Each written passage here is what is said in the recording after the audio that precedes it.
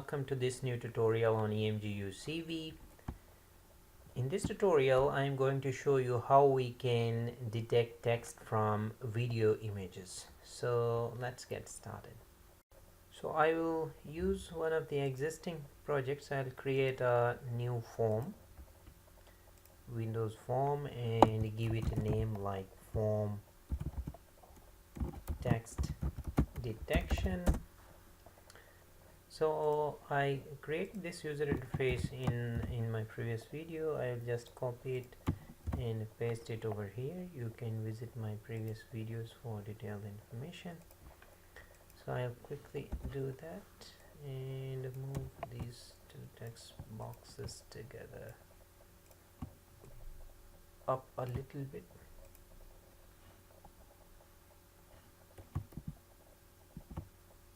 It looks like inside, so let me push these together up a bit and then readjust it. It's okay. For open, I'll use the same code that I have already written. Okay, and just write it, and over here I also need to do one more thing, is include this Emgu CV, and also we need to add these. No need of pause. I just create this video capture object over here, which I will use. So what we actually do is we allow the user to open a file dialog, then read this selected video, and it displays first frame in image box 1. So the next thing, for detect text, I also use the play, and let me just copy and paste it quickly here. What we do is just we check that there is a capture object being created, and I will run it till the end of the video. So just make it an infinite loop, and also to run this video, this method in asynchronous mode, I'll add an async. Since we are delaying some delay, we are putting some delay over here. So we will go into the loop, capture every frame one by one. While this frame is not empty, we will read into the PictureBox 2 and then put some delay so that we will read the video just like it's playing on normal devices. What I want to do right now in this place is to detect whatever text I have in this current frame. So to do that, let me create a new function, new method. Just I call public or private void detect. I call it detect text, and here I am assuming that I have an image BGR. Instead of BGR, I am receiving a gray image because the color is not important, and I call it IMG.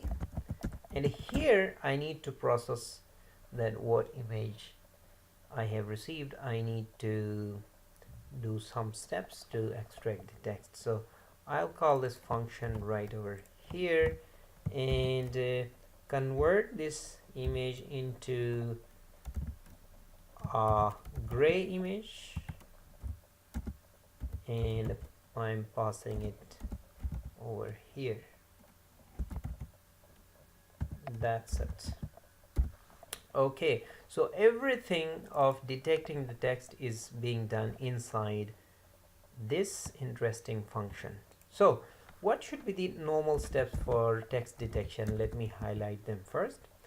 What first I need to do is to do some edge detection. Like I will use Sobel to detect the edges, and then since I'm interested, for example, in horizontally aligned text, I'll use some morphological processing, especially the dilation operation. With a structured element, you can say that like 10 by 1, that is, we have 10 columns and 1, that is we want to dilate in the horizontal direction mostly, so that as we can see in text being displayed, these are small characters which are close to each other. When we dilate it, then these characters, the edges of these characters will be combined and it will form a long horizontal beautiful blob. Once we have the dilated elements, we can then use the contours function to find those contours. What will be the advantage of doing these contours? Then we will be able to apply geometrical constraints on them. To get the Sobel edge detection, I'll create an image and it will be a gray image, and I need the bytes in it. I call it Sobel, and the input image needs to be, I will apply the Sobel image by using the method Sobel, and I only need in the horizontal direction. I don't need the vertical derivative, so that's why I put 0, and the aperture size that I consider is 3. This Sobel method, if you want the derivatives in x direction, if you need to set 1 if you want in y direction. Currently I don't need it in y direction, I am only interested in horizontal, so I am doing it in the x direction only. Now this Sobel basically returns a float image, and we have a byte image. I just need to do one more thing, is since Sobel image can return the negative values as well, so I need to make sure that all the values are positive. So I will do a absolute difference. If I take the absolute difference with a gray value of 0.0 intensity, then this will make the negative values as positive. And then since I need a gray value, again I need to convert it into a gray value and of type byte. And also we might need to threshold the values here, threshold binary. Why do we need to do thresholding here? Is we want a binary image where the pixels within the text should be greater than 0, while the rest should be equal to 0. So I define a threshold to be, for example, this is hit and a trial, so I'll replace them with 255, and that's it. I did a lot of operations in this one line. I applied the Sobel, and to remove the negative values I did the absolute difference with 0, and then I needed the bytes, so I converted it again, and then did thresholding so that the pixels in the text region are in positive more than 0. And now I need to do dilation, and to do dilation I need my own customized structuring element. So I'll use the cv invoke.get structuring element function to obtain the customized shape of this structuring element. I'll select a rectangle, but the size that I want to do is, let's say, 10 pixels in the horizontal and 1 in the vertical direction. And the anchor point, I consider the central point is the point to be considered for process. So once I have the structuring element, I will apply the dilation operator on the Sobel and return the result, assign it back to it. So I will apply morphological operation, and this time morphological operation dot what operation I want is the dilation, and then next the kernel is the structuring element that I have provided, and here it is -1 -1. The central element, the number of iterations is 1 for me, and the border type, that what you want to do when processing along the border, I want to use the reflect, and then the border value, just I assign it to be 255, and okay, to be 255, and that's okay. So this will perform the dilation operation on the Sobel and assign it to the Sobel object itself. Now the next thing is to find the contours. For contours, I need to define some vector of points, which are basically defined in emgu.cv.util.vector of point contours equals new vector of points. And also, to store the hierarchy, I will create a math object, and it's okay. Now we will call this cv invoke dot find contours function, and the image on which we want to find the contours is the Sobel image, and we want contours to be returned in this variable and a hierarchy to be in m variable, and a retrieval type to be for us the external contours that we are interested in. Chain approximation method is the simple one that we are interested in, and there is no offset at the moment. So this function will create the contours and assign to this contours object. And now we are ready to apply the geometrical constraints. I will basically create a list of rectangles. I just name it list. What is my objective? Each contour has a bounding box, which is a rectangle. I will loop through the contours, all the contours, find their bounding boxes, and then apply width, height, and some aspect ratio constants. If they satisfy, I will add all those rectangles into this list. Let's do that. For I is equal to 1 to contours dot size, and then get the bounding rectangle for each contour. So bounding rect equals to cv invoke dot bounding rectangle of contour number I. Okay, so this will give me a bounding rectangle. Then I can apply a constant. What kind of constant? For example, b rectangle dot width is at least greater than 30 pixels. I mean, at least there should be 2 or 3 words in it, at least I consider this. And b rectangle dot height, of course, when we have a horizontal text, its height it should have a minimum height, it should be greater than, let's say, 10, and b rect dot height is less than, let's say, 100. And also I can apply, for example, aspect ratio, double aspect ratio between width and height. The width is always greater than the height.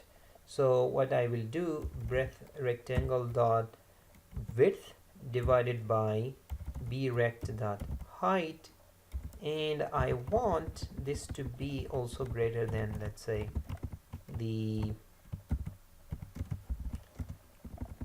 aspect ratio, that is the width is twice as large as the height, so that we have at least 2 or 3 words are covered. Then if this is satisfied, I will add that rectangle into my list. So b rect is added into the list. So if this condition is satisfied, if these geometrical conditions, so that is a rectangle that I want to display on my picture box. So once I have done that, I will loop through. Instead of applying this for, I can say for each variable r in list, I can say cv invoke dot rectangle. I may be okay on the input image. Let's say I will show it on the input image img, and what else I need to do? Rect is r, new, its color is 255 comma 0 0 comma 0 comma 255, a red rectangle, make its thickness to be 2, rest of them as it is. And also I want, maybe I can create a very brand new image object here, image, I quickly call it ray byte, and it is img out is equal to img dot copy blank. Okay, I created the same as it is. That's fine. For us it's fine. And then CV invoke dot rectangle, I want this rectangle to be on the img out comma r comma new, this is the, maybe I give a different color to it, 55 and 255, and also width, its thickness is 2, and then PictureBox 1 dot picture, sorry, image equals to img dot bitmap, and PictureBox 2 dot image equals to img out dot bitmap. What I want, what is the problem? I shouldn't have called this a gray image because I want the original image to be displayed, so I keep it BGR, sorry folks. And here additionally I need to make a conversion before applying this. Okay, everything seems fine over here, BGR, that's fine. This is just to show this image in the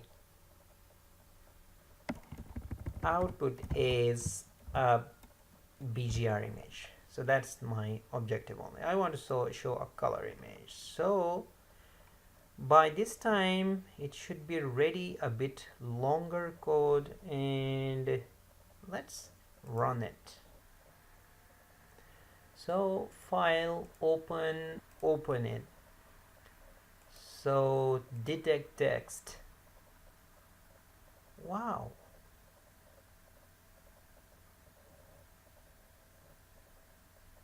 It is going on, something is going on. It is detecting the text, if you see, rectangle, very good. Very interesting. So these are the areas, actually it is drawing but not at the bottom. I think there is another problem with my video text detection. I need to do one thing here, and that's it. Where is it? Instead of displaying normal, I should display it first zoom so that I can see the whole frame. And next thing that I want to do is, you know what I will do? It is just displaying the drawing the rectangle. I don't want that. Instead I want to fill that rectangle. So the thickness, if you give -1, it is written over here, the thickness of line that makes a this one.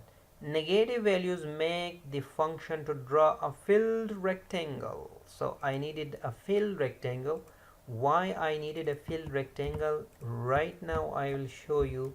I will perform an AND operation, and with which, this is with the img, and then I need to convert it.